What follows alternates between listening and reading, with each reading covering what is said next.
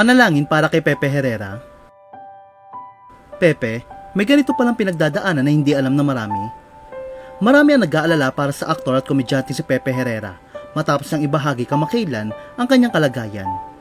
Sa mundo ng showbiz, malaking parte ang ginagampanan ng mga komedyante. Sila ang nagbibigay ng gaan, tawa at kulay sa bawat programa. Isa nga si Pepe Herrera sa pinakamahal at pinakanirerespeto sa hanin ng mga comedian actors ng bansa. Nakilala siya sa mga hit serye at pelikula, pati na rin sa mga stage production at musical plays. Marami ang humahanga sa kanya dahil sa natural na humor niya, pagiging matalino at usay sa pag-arte at pagkanta. Isa rin siya sa mga versatile artists, kaya lalo siya sumikat at minahal ng marami. Kamakailan, isa si Pepe sa mga celebrity contestant ng bagong season ng Your Face Sounds Familiar ng ABS-CBN. Marami ang natuwa dahil kilala siyang performer, may boses, may talent sa impersonation at sigurado makakapagbigay ng aliw sa programa. Kaya nagulat ang lahat nang bigla siyang mamaalam sa programa kahit bagong-bago pa lang ang season. Sa isang video nga ay inamin ni Pepe ang tunay na dahilan ng kanyang pamamaalam sa show.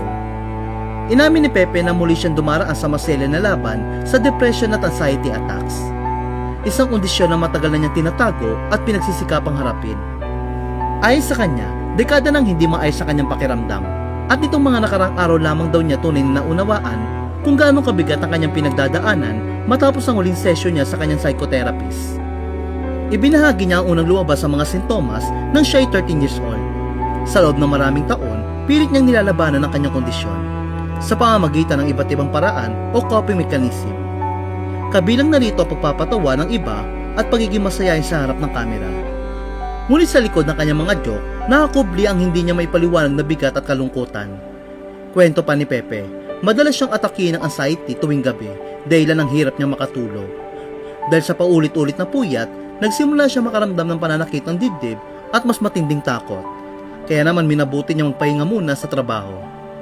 Ani Pepe, I have been feeling anxious regularly since 2023. Recently, the attacks happen at night preventing me from sleeping. Lack of sleep is making the anxiety attacks harder to manage. One of my therapists said I'm also experiencing a type of PTSD. Apparently, it's connected to the amount of abuse I have experienced and witnessed since my early years. Sa kanyang pahayag, humingi siya ng dispensa sa mga kasama sa programa at sinabing hindi niya intensyon makaabala. Ngunit kailangan niyang unahin ang kanyang mental at physical health.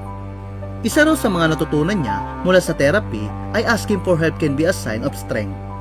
Nagpasalamat din si Pepe sa lahat ng tumulong sa kanya, kaibigan, pamilya, mga therapist at mga taong nagbigay ng oras para makinig sa kanya nang walang panghusga.